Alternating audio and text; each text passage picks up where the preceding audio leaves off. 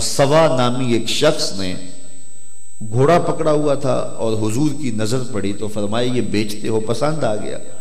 اس نے کہا ہاں بیچتا ہوں۔ کتنے کا؟ اتنے کا سودا طے ہو گیا۔ فرمایا کہ تم رکو، میں اس کی قیمت لے کے گھر سے آتا ہوں۔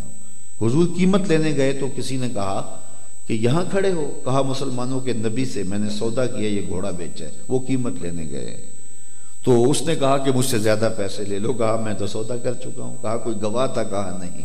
تو کہا پھر آئیں گے تو مکر جانا۔ اتنے میں حضور قیمت لے کے پہنچ گئے تو حضور نے کہا کہ لے لو قیمت اور گھوڑا مجھے دے دو۔ وہ کہنے لگا میں نے تو آپ کو بیچا ہی نہیں۔ حضور کہے میں نے ابھی خریدا ہے، وہ کہے میرا سودا ہی نہیں ہوا۔ لوگ جمع ہو گئے، ہجوم بن گیا۔ تو جب ہجوم اور رش پیدا ہوا تو اس نے سوچا کہ صادق بھی یہی ہیں، امین بھی یہی ہیں۔ لوگوں پہ فیصلہ ڈالا تو لوگ تو ان کے حق میں فیصلہ کریں گے۔ تو اس نے بات کا رخ بدلا، کہ حضرت دو آدمیوں کے مابین نزاع بن جائے تو آپ کی شریعت کیسے فیصلہ کرتی ہے؟ تو حضور نے فرمایا میری شریعت کا تو فیصلہ یہ ہے جو مدعی ہے وہ گواہ لائے، والیمین علی من انکر، جو انکار کرتا ہے وہ قسم دے۔ اس نے کہا پھر فیصلہ اسی کے مطابق کر لیتے۔ آپ کا دعویٰ ہے نا کہ میں نے گھوڑا خریدا تو کوئی گواہ لے آئے، اور اگر آپ کے پاس گواہ نہیں ہے تو آپ کی شریعت کے مطابق میرے اوپر قسم دینا بنتا ہے۔ میں قسم دے دیتا ہوں کہ میں نے نہیں آپ کو بیچا۔ اب مکر گیا تھا، اس کے لیے قسم دینا بھی کیا مشکل تھا۔ اتفاق ایسا تھا جب سودا ہوا تھا تو کوئی موقع پہ گواہ موجود نہیں تھا، اچانک سودا بن گیا۔ تو اس نے کہا آپ گواہ لے آئیں یا پھر مجھ سے قسم لے لیں۔ تو حضور نبی رحمت صلی اللہ علیہ وآلہ وسلم سے جب اس نے قسم طلب کی تو ظاہر ہے موقع پہ گواہ تو کوئی تھا نہیں۔ اس نے جب گواہ طلب کیا تو گواہ تو تھا نہیں، تو حضرت وہ بالکل تیار کھڑا تھا کہ اب یہ کہیں کہ میرے پاس گواہ کوئی نہیں اور میں قسم دے دوں۔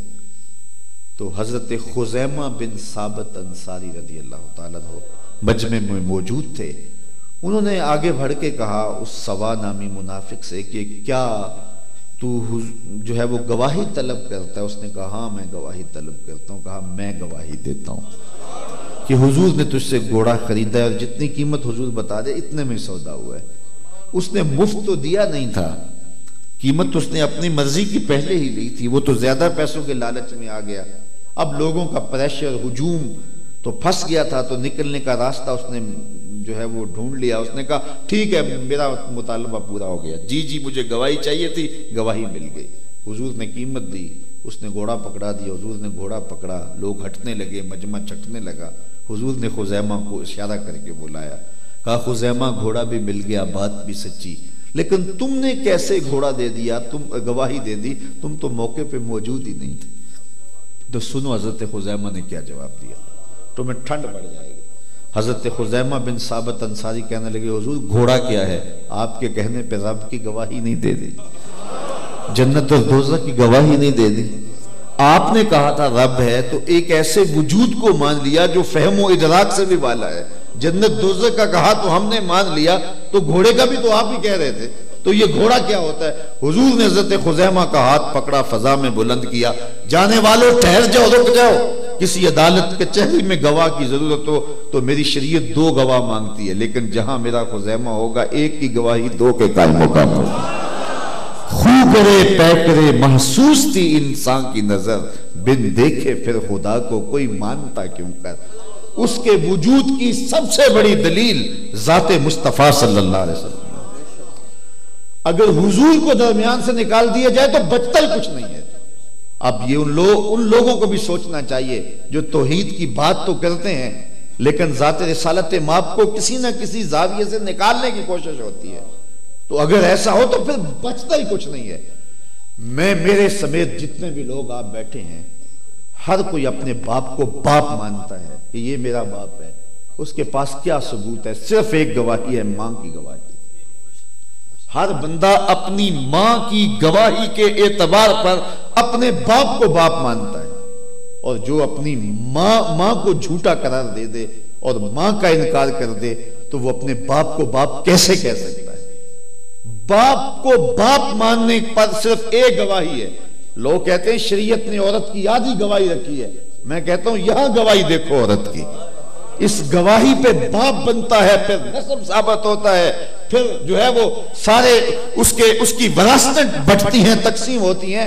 عورت اتنی معتبر ہے کہ وہ کہہ دے تو اس کی گواہی پر کوئی کسی کو باپ مان لیتا ہے، تو ہر کوئی اپنے باپ کو باپ مانتا ہے ماں کی گواہی پر۔ اگر ماں کو درمیان سے نکال دیا جائے تو پھر باقی کیا بچتا ہے؟ تو خدا کو مانتے ہیں خدا محمد عربی کی گواہی پر۔ فیض پہنچا اے رضا احمد پاک کا، ورنہ ہم کیا جانتے خدا کون ہے۔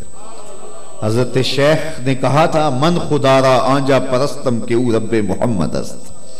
اللہ اکبر، شیخ مجدد الفسانی علیہ رحمن۔ تو اس لیے ہم اللہ جل شانہ کے وجود کا اقرار کرتے ہیں، اور وہ تیقن اتنا پختہ ہے۔ یہ چھوٹے چھوٹے بچے رمضان میں روزے رکھ لیتے ہیں، تو بعض کا جب دوپہر کو وہ پھولوں کی طرح بچے کملا جاتے ہیں تو مائیں کہتی ہیں پتر الگ بلا کے نا کوئی میٹھی چیز دیتی ہیں کہ پتر کھا لو تمہارا چڑی روزہ ہو جائے گا، ہمارے علاقوں میں کہتے ہیں، تو وہ بچے بھی کہتے ہیں نہیں نہیں اللہ دیکھ رہا ہے۔ یار اتنے بچے کے کلیجے کے اندر یہ محبت، یہ پیار، اللہ پر تیقن یقین کس نے ڈال دیا؟ یہ کمال ہے محمد عربی صلی اللہ علیہ وسلم۔ فیض پہنچا اے رضا احمد پاک کا، ورنہ ہم کیا جانتے خدا کون ہے۔ اس لیے خدا تک پہنچنے کا راستہ بھی حضور ہے۔ اقبال کے سارے فلسفے کا رس نچوڑو تو جوس یہ نکلتا ہے، بمصطفیٰ بارساں خیشرا کے دیں ہماؤز، اگر باؤ نہ رسیدی تمام بولا بیز۔ اقبال کہتے ہیں اپنے آپ کو کھینچ کے حضور کے قدموں میں لے جاؤ، سارا دین نام ہی اسی کا ہے، اور اگر وہاں تک نہیں پہنچے تو کلمہ پڑھ کے بھی ابو لہب کے ابو لہب رہو گے۔ تو یہ وہ ذات ہے، یہ وہ مرکز ہے ہدایت کا، روشنی کا، نور کا، اجالوں کا، تیقن کا، ایمان کا، شہادت کا، گواہی کا، جس سے سب کچھ مرتب ہوتا ہے۔ اس لیے اپنے آپ کو کھینچ کے اسی دہلیز پہ لانا پڑتا ہے۔ اور اعلیٰ حضرت نے تو قلم توڑ دیا کہ بخدا خدا کا یہی ہے در، نہیں اور کوئی مفر مگر۔ قرآن مجید میں ایک مقام پہ آیا نا، وَإِذَا سَأَلَكَ عِبَادِي أَنِّي فَإِنِّي قَرِيبٌ۔ اے حبیب میرے بندے تیرے پاس آ کے میرا پوچھتے ہیں، ذرا غور کیجئے، بندے میرے ہیں، آتے تیرے پاس ہیں، پوچھتے پھر میرا ہے۔ بندے میرے ہیں، آتے تیرے پاس ہیں، اور آ کے پتہ پھر میرا پوچھتے ہیں۔ فَإِنِّي قَرِيب، ان آنے والوں کو کہہ دیجئے کہ میں رب دور نہیں نیڑے ہوں، مل جاؤں گا۔ فات تاقیبیہ کے بعد علماء تفسیر نے لکھا ہے کل مقدر ماننا پڑے گا۔ فَقُلْ إِنِّي قَرِيب، آنے والوں کو کہہ دیجئے، بتلا دیجئے کہ تسلی رکھیں، جمع خاطر رکھیں، جس کی طلب میں مارے مارے پھر رہے ہو ایک دن ضرور ملے گا۔ سچی طلب ہو تو در حبیب تک پہنچ جایا کرتے ہیں۔ مانا کہ محبت کے سفر میں ہر گام پہ 100 مشکل ہے، لیکن یہ سفر آسان بھی ہے اگر ساتھ تمہارا ہو۔